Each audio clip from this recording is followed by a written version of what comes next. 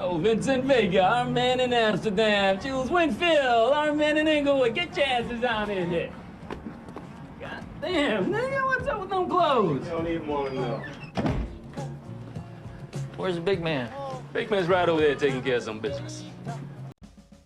Bonjour et bienvenue dans ce cours de première spécialité physique-chimie consacré à la géométrie des molécules. Pour cette vidéo, nous allons voir deux molécules. La première, c'est le dioxyde de carbone de formule brute CO2, constitué donc d'un atome de carbone et deux atomes d'oxygène. On voit que ces trois atomes sont alignés sur le même axe, on dit que la molécule est linéaire. Ensuite, deuxième molécule, c'est la molécule d'eau, aussi sa formule brute, deux hydrogènes, un oxygène, donc vous voyez ici l'oxygène, et deux hydrogènes. Ces deux molécules sont triatomiques, elles ont chacune trois atomes, mais vous voyez que la molécule d'eau n'a pas la même géométrie que la molécule de dioxyde de carbone. Pourquoi est-ce que les trois atomes là ne sont-ils pas alignés comme c'était le cas pour le dioxyde de carbone? Pour répondre à cette question, nous allons d'abord voir ce qu'on appelle la configuration électronique d'un atome. Ensuite, nous verrons le schéma de Lewis. Et enfin, nous présenterons le modèle VSEPR qui permet justement de prédire la géométrie d'une molécule. Quelle est la composition d'un atome? Un atome est constitué en son centre par un noyau qui lui-même va être constitué de protons et de neutrons. Donc les protons et neutrons sont appelés nucléons. Si l'on appelle Z le nombre de protons et N le nombre de neutrons, on aura A le nombre de nucléons qui sera égal à Z plus N. Autour de ce noyau vont graviter des électrons. On va plutôt parler de nuages électroniques, malgré, vous voyez le dessin là où on voit apparaître des orbites où seraient les électrons. Il faut plutôt avoir à l'esprit que les électrons ne sont pas localisés sur des orbites bien précises, mais gravitent autour du noyau dans ce qu'on appelle un nuage électronique assez flou où on ne peut pas repérer précisément leur présence à un instant T donné. Donc, ce nombre d'électrons, il est forcément égal au nombre de protons. Vous vous rappelez pourquoi? C'est de manière à ce que l'atome soit neutre, puisque les protons sont chargés positivement avec la charge E, et les électrons, eux, vont être chargés négativement avec la charge moins E. Donc pour que l'atome soit neutre, il faut qu'il y ait autant d'électrons négatifs que de protons positifs. Donc ce qu'il faut retenir, c'est qu'il y a deux nombres que l'on va retrouver par la suite. C'est le A, qu'on appelle aussi le nombre de masse, qui correspond au nombre de nucléons, donc protons plus neutrons, et le nombre Z, qu'on appelle le numéro atomique, qui correspond à la fois au nombre de protons et au nombre d'électrons. Comment modélise-t-on l'organisation des électrons dans le nuage électronique? En fait, comme on l'a vu dans la diapo précédente, les électrons n'appartiennent pas à des orbitales bien définies. Les scientifiques ont plutôt calculé ce qu'on appelle une probabilité de présence d'un électron autour du noyau. Et donc là, ce que vous voyez dessiné, en fait, ça représente donc ces probabilités de présence. Plus c'est foncé, plus la probabilité de présence est importante. À partir de ces probabilités de présence, ils ont défini ce qu'on appelle des orbitales. Donc là, vous voyez, cette probabilité de présence, on peut la voir comme une sphère autour du noyau. Donc là, cette forme sphérique, c'est l'orbitale 1s. Là, c'est la même forme, sauf qu'elle aura un rayon plus grand. Donc ça, c'est l'orbitale 2s. Celui-là, c'est un peu différent. Donc vous voyez, les trois orbitales suivantes seront différentes. En fait, ça forme deux lobes, comme un 8 si vous voulez. Donc là, l'axe, on peut considérer qu'il est vertical, là horizontal, et là, il serait perpendiculaire, plan de votre écran.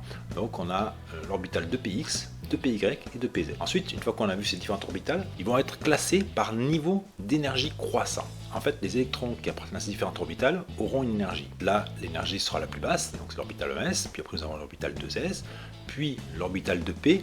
Alors 2p, en fait, c'est la somme des trois orbitales, 2px, 2py, 2pz.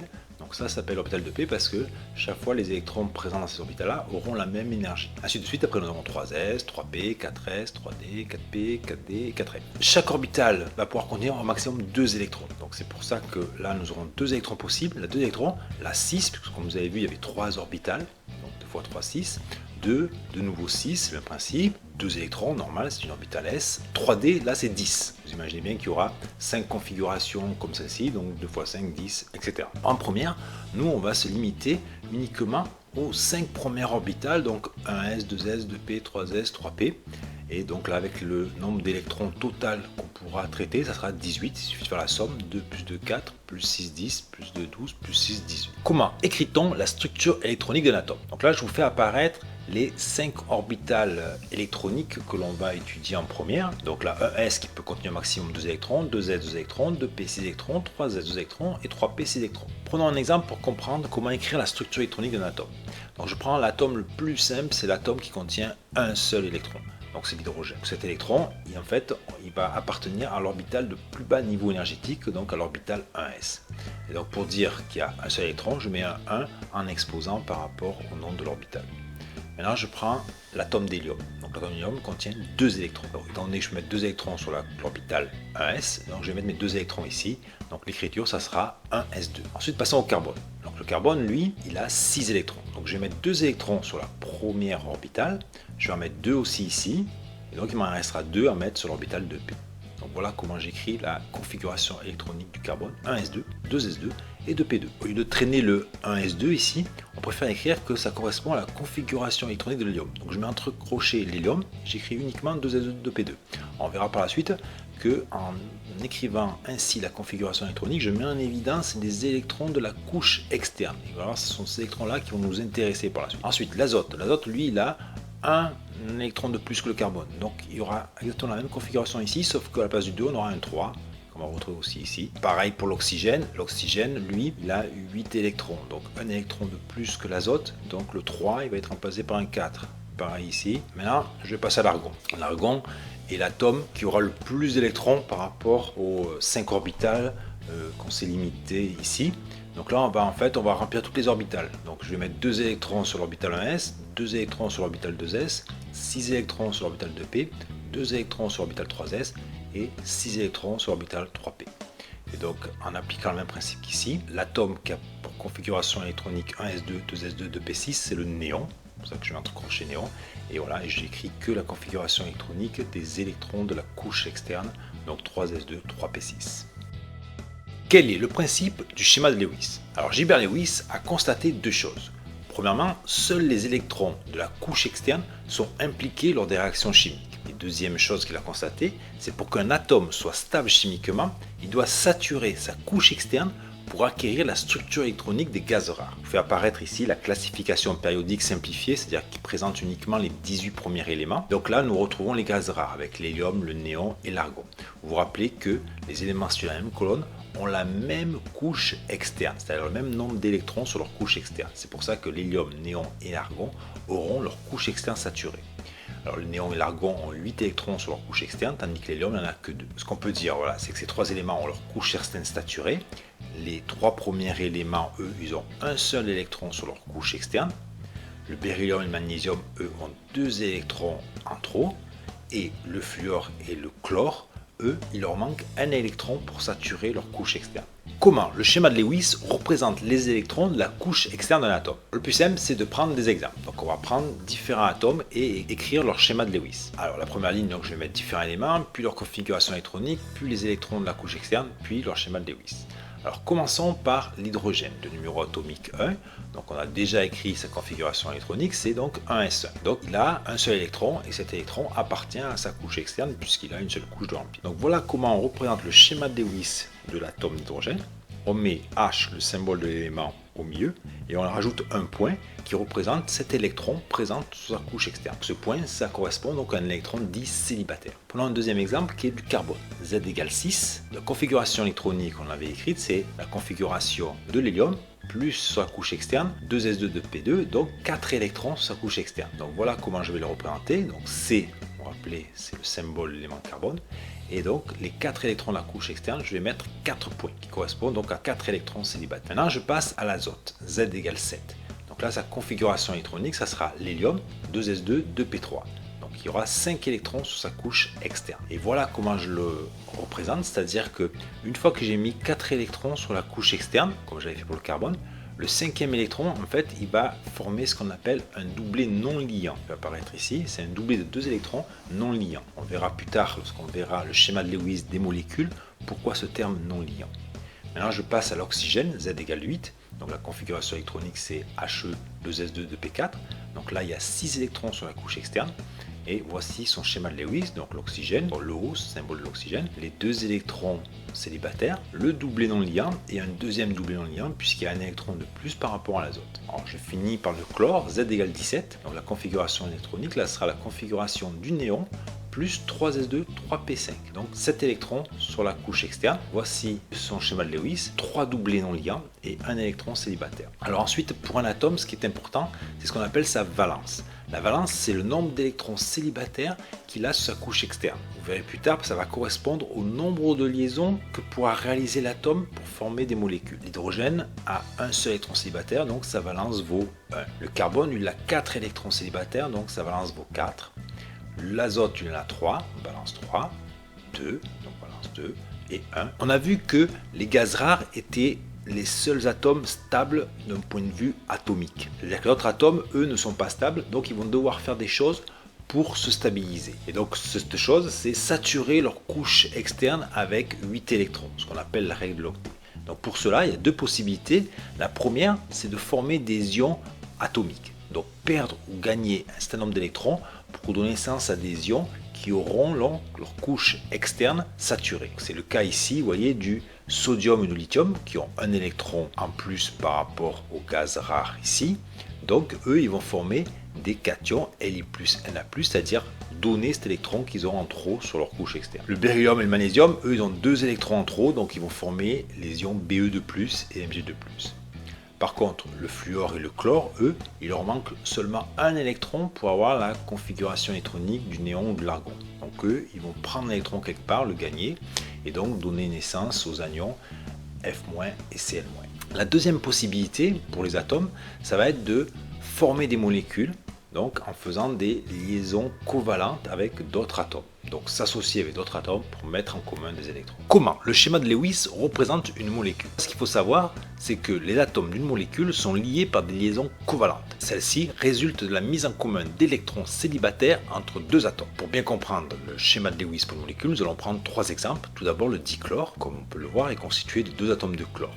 Voici le schéma de Lewis de chaque atome de chlore, et donc ces 2 électrons célibataires vont s'associer pour former une liaison, donc un doublet dit liant. Vous vous rappelez, on avait dit que 2 électrons qui sont réunis autour d'un atome donc forment un doublet non liant. Prenons l'exemple du dioxygène.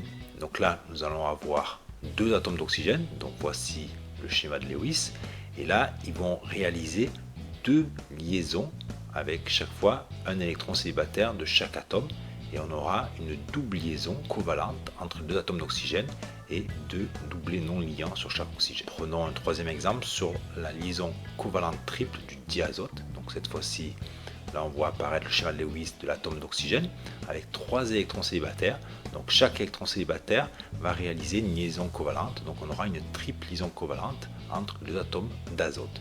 Et chaque fois un doublet non liant sur chaque atome d'azote. Pour terminer, je vais prendre l'exemple du méthane.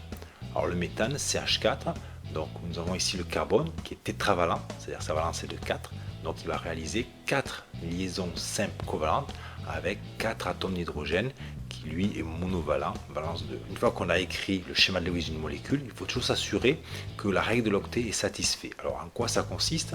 Chaque atome doit être entouré de 8 électrons.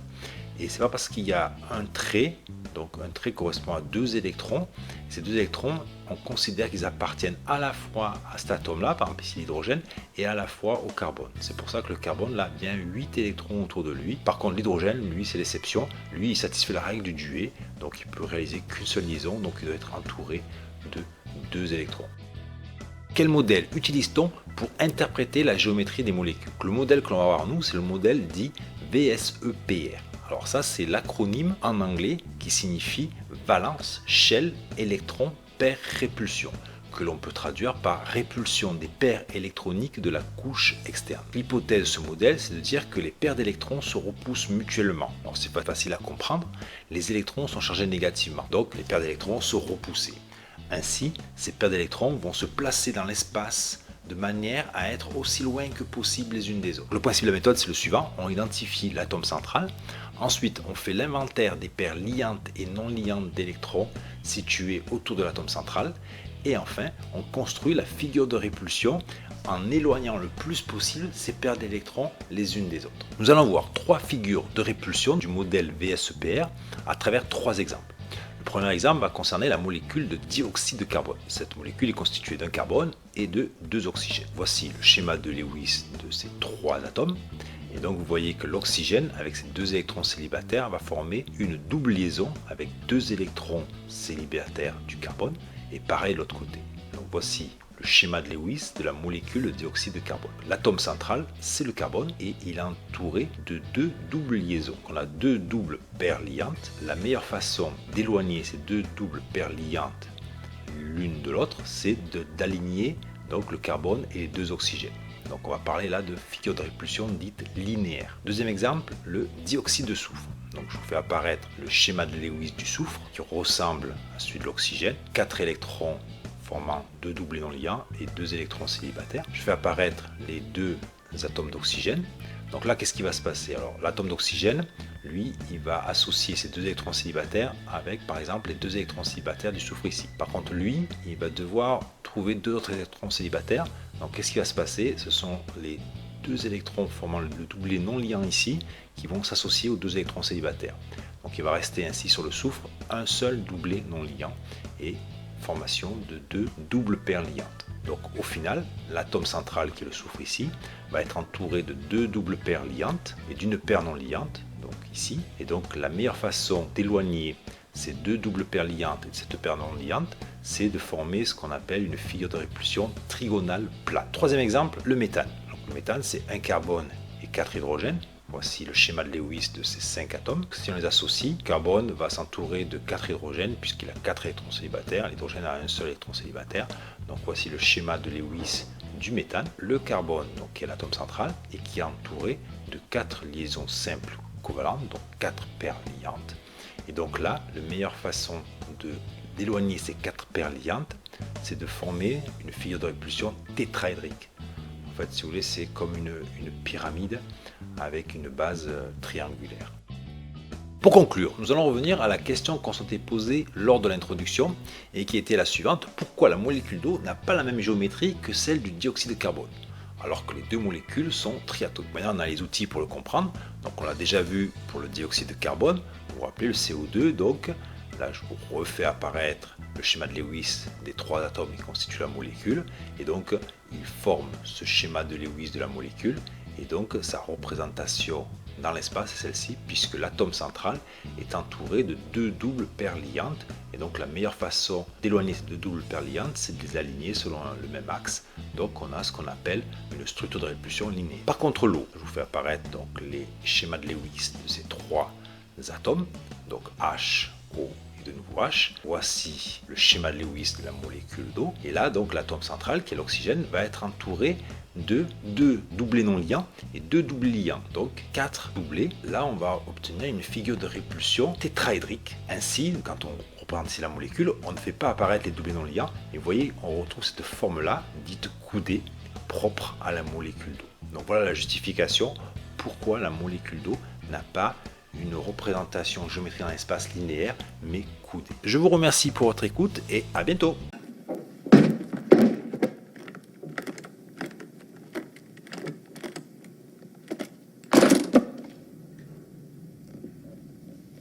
We happy? Vincent! We happy? Yeah, we happy. Look,